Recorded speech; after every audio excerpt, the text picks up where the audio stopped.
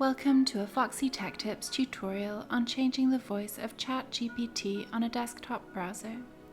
If you find this tutorial helpful, please consider subscribing to my channel and liking the video. You can make ChatGPT speak the answers to your questions out loud. If you don't like the voice of ChatGPT on your browser, you can change the voice in the settings. When on the ChatGPT webpage, tap on your user icon in the top right corner. Then choose Settings from the options.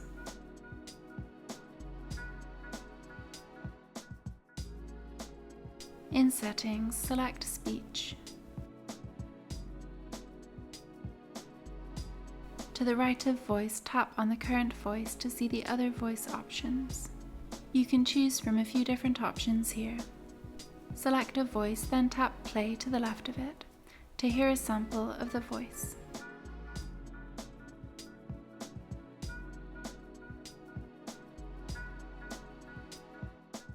Now when ChatGPT answers your questions, you can tap the Read Aloud option below the answer to hear the answer read aloud in the new voice you chose.